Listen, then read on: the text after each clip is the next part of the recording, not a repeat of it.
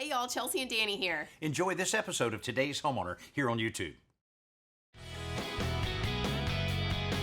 Every home has a to-do list, and this week we're tackling this family's. They came out on top in our Win Danny and His Crew contest, so now it's time for us to pay up. There's that extra hole there, so what will you do about that? Well,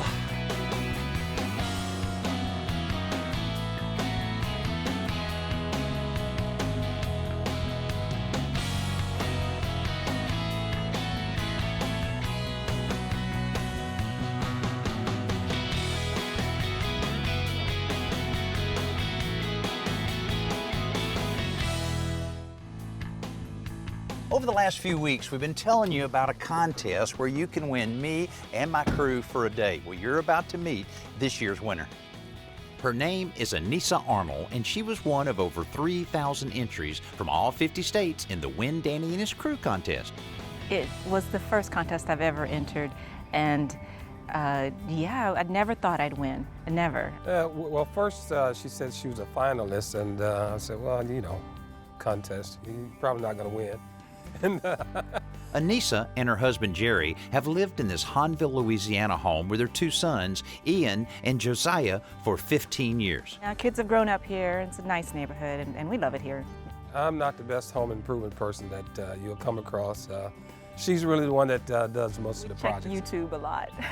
And, you know, yeah, we try and do things ourselves. If we can't, then we call somebody. And in this case, that would be me. Congratulations again, and we're going to look at the list that you sent and just see how much of this we can tackle here. So, on the outside, you had reattached shutters. Where would that be? It's right over here. Actually, it just seems like over time they just start coming loose from the stucco wall. Oh, I got you. Okay, that's not going to be any problem. Let's see. You have repair front doorknob, I guess. Yeah, this right here. Yeah, we haven't been able to use it for quite a while now. Oh. And yeah, it would be nice to let people in. Oh, okay. All right. Well, hopefully it's just a little bit of an adjustment in there. We'll take a look at that. All right. You have repair gutter downspouts. Oh yeah, right over here. I have two teenage sons, and they get pretty aggressive with the basketball sometimes. Next up, the kitchen. We have this downdraft cooktop, and it sucks air going down, but not enough. Yeah. When we cook, it's full of smoke. And Yeah. Especially when you use the grill, there's just smoke everywhere. Yeah. We could easily put a nice vent hood overhead. We can solve this problem here. So let's see, garbage disposal leak. Oh yeah, this thing is leaking pretty bad.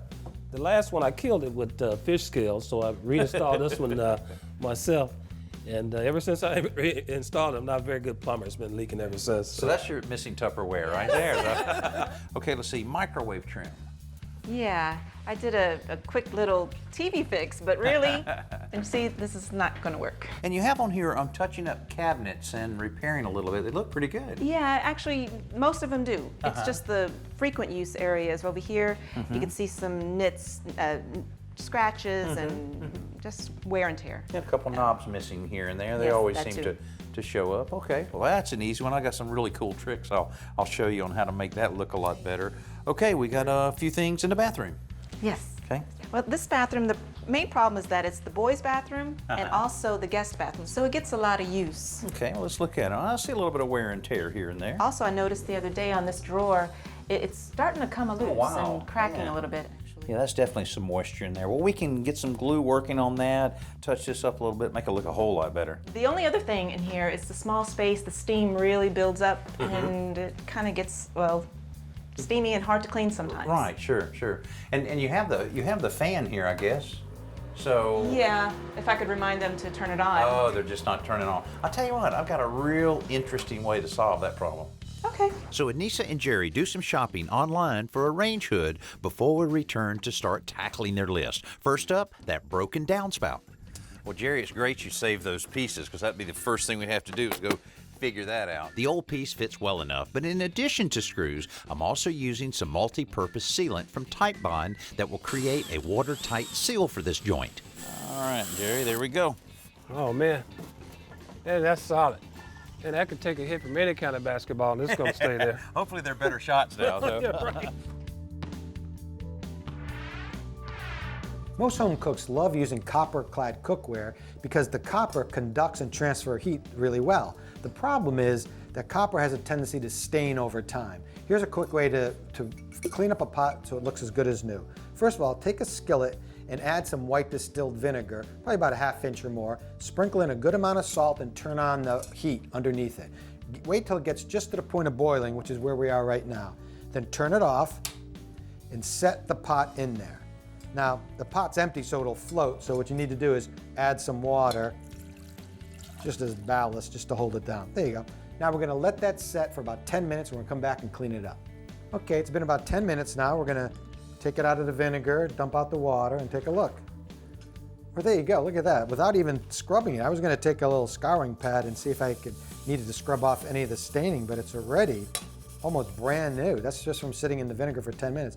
Now, if you take it out and you see there's still some staining left, what I'd suggest is dip the sponge, a scouring sponge, in the vinegar, put a little salt on it, and that'll act as an abrasive to really scrub the pot completely clean, and again, it'll be as good as new. Anissa Arnold is the winner of our Win Danny and His Crew contest, so we're attacking her family's to-do list. Her husband Jerry and I just fixed a broken downspout, and now Alan is checking into that broken front door lock. We're going to replace the whole thing. Well, that still may happen, but we're going to see if we can fix it first. Okay. The throw inside the lock was bent, so after a little persuasion and lubrication, and with his fingers crossed, he's putting it all back together. Ah, yeah. Oh my God, it works. Next up, those loose vinyl shutters. These are mounted with plastic pins, and several have broken. Alan's removing the remnants of these so he can simply drill a hole through the shutter wall. Then he'll drive a long screw into the wall to secure it. Now, to tackle that microwave. Didn't you say something about that this might not be the right trim for this? I think she's right. We're shaving an 1/8 of each piece of the to get the clearance this mic requires. And I think we got it. There you go. There you go. Nisa, it wasn't quite the trim kit for this microwave. You were right about that, but a little alteration, what do you think? Looks really nice. I like it. Yeah, it trimmed it out really nice. Okay, so we're moving along on our list really well. Alan's going to jump in on the garbage disposal. Hopefully that won't be a problem. And since we're moving along so well, there's something that was not on your list that I wanted to install. And actually, you have a ground fault circuit interrupter here, which you need in kitchens and baths or outside areas anywhere. Might be some moisture around. But this one is actually even better than that. A traditional ground fault circuit interrupter is designed to protect you from electrocution if there's a break in the proper grounding path. What most people don't know is that these outlets should be tested monthly to ensure that they are working properly. This new self-test GFCI from Leviton has an auto monitoring function, so you're protected even if you forget to test the device. And if the GFCI is unable to respond to a fault, this model has a reset lockout feature that won't allow it to be reset, preventing you from using an unprotected outlet. Meanwhile, Alan has identified the cause of the leaking garbage disposal. Usually, this will actually go from the bottom up, and then you've got this paper gasket as well that a lot of people might think you throw it away. You actually keep that on the bottom, and the collar tightens here up from the bottom.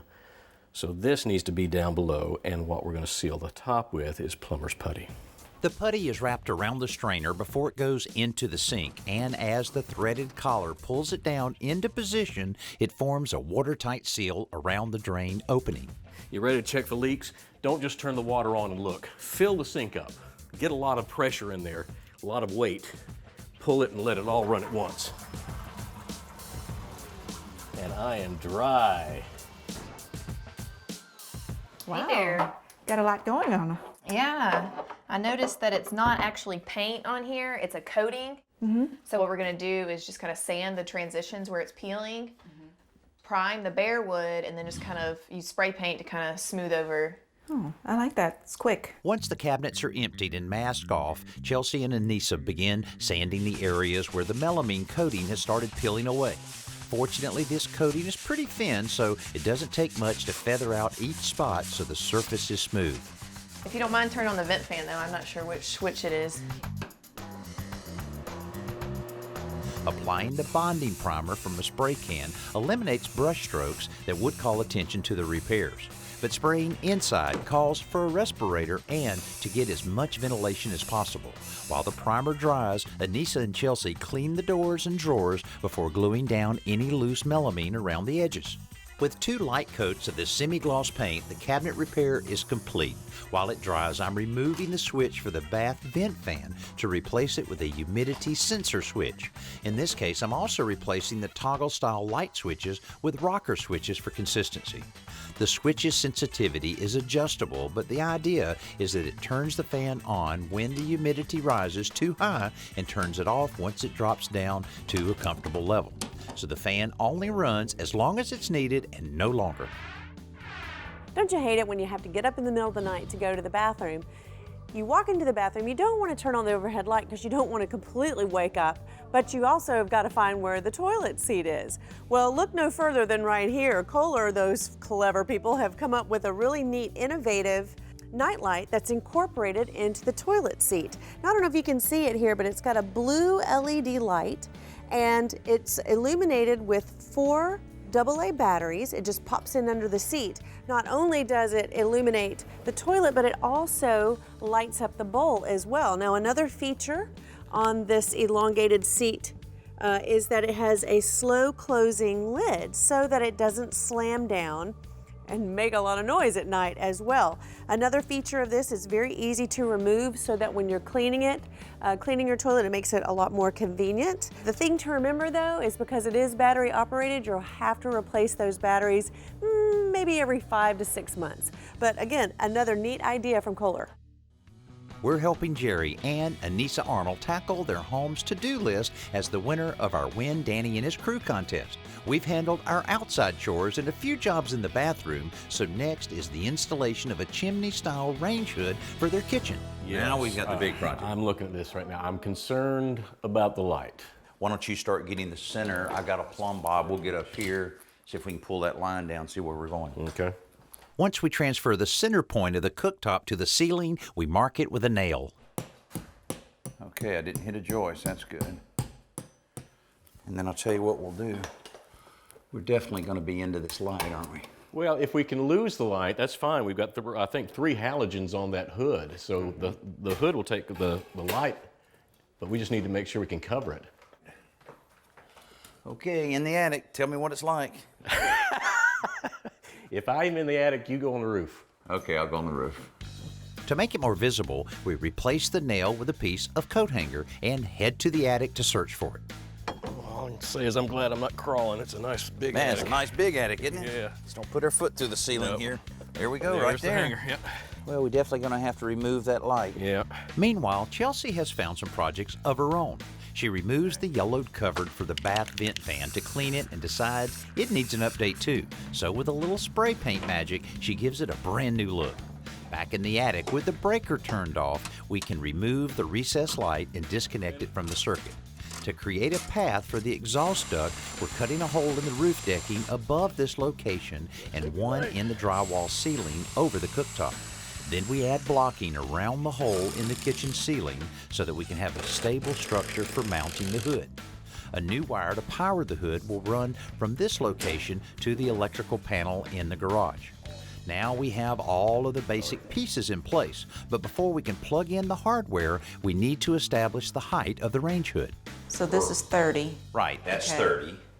So what do you Then think? what if it was a little bit higher?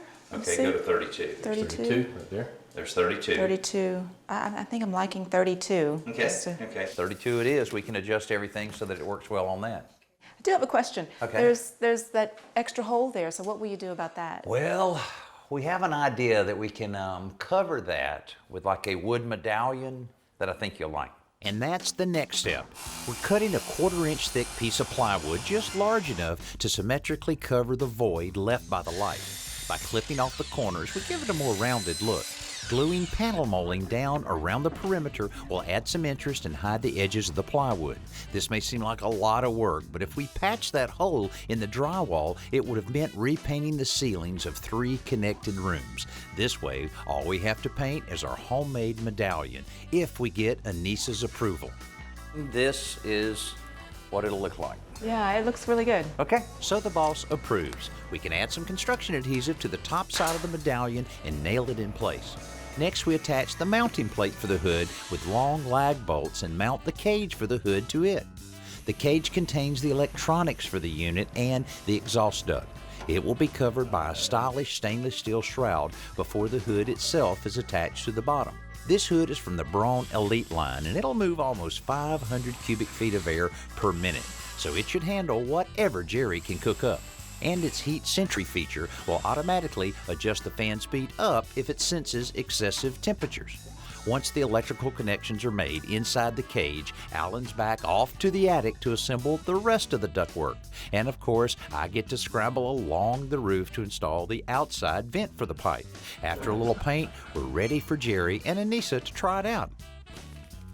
Okay, I think the only thing we have left is this. Now this filter is really important, and all you have to do, you see how that little track clicks right in. Pretty easy. Yeah, it is really neat. And also, it's easy to take out, you know, maybe a couple times a year, depending on how much Jerry's cooking, and pop them right in the dishwasher. A lot more now. Yeah, good, good. So that's all you have there, and then you have the lights that are great right where you need them there. And then now this, that's the first adjustment there. I mean, this thing is moving, and then when you really need it, you can pump it up like that to keep it going. It's good after you do some cooking, leave it on for a few minutes afterwards, even when you're through with the cooking, to help get that moisture and everything else out of there. But there you go. That is beautiful. It's nice. It's the nicest thing in our kitchen.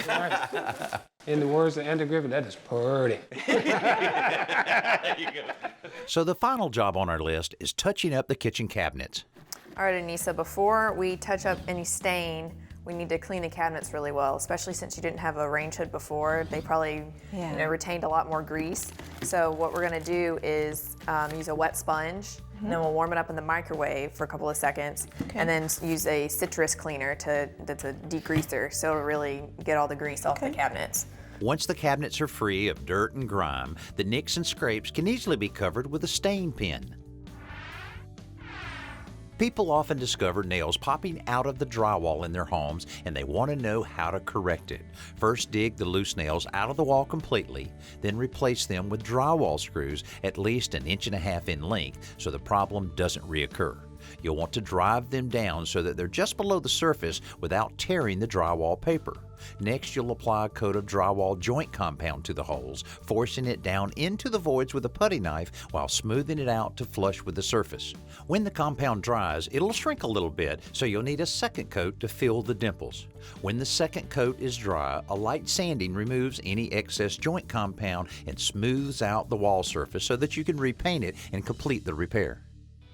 Like most homeowners, Anissa and Jerry had a sizable to-do list for their home, and because of our contest, we were able to tackle most of those chores for them in just a few days. Family and friends can use the front door now that the lock works. The shutters are secured on the wall once again, and, at least for the moment, the gutter downspout is safe from the basketball.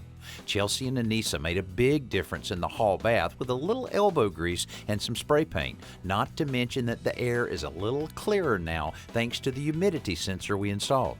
The air in the kitchen will be pretty clear as well with that new range hood over the cooktop. Plus, it just looks cool, and so does the rest of the kitchen after the cabinet touch-up and repair of the microwave trim kit.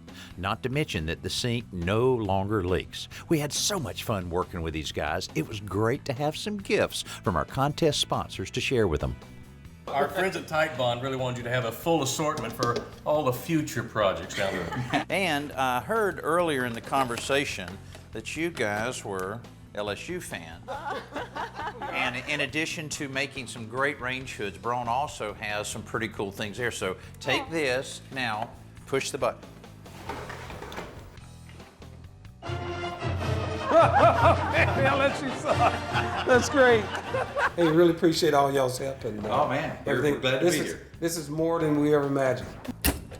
Working with Jerry and Anissa has really been a lot of fun this week, and I think they were surprised that they actually won the contest, and equally surprised that we were able to complete so many things and knock them off their to-do list. Now, I know you probably have a list at your house, and don't be overwhelmed by it. Just take a few things at a time, knock them out, you'll feel a lot better, and sooner or later you'll be moving from maintaining your house to improving your house. Hey, I'm Danny Lipford. Thanks so much for being with us this week. We'll see you next week. All right, I think that'll work. It won't. You didn't say that'll work. You said that looks Do it from the top pretty good. down this time. Hey, thanks for watching this episode of Today's Homeowner. And don't forget to comment, like, and hit the bell icon so that we can notify you when new videos are posted. And don't go anywhere, click around and continue the home improving fun.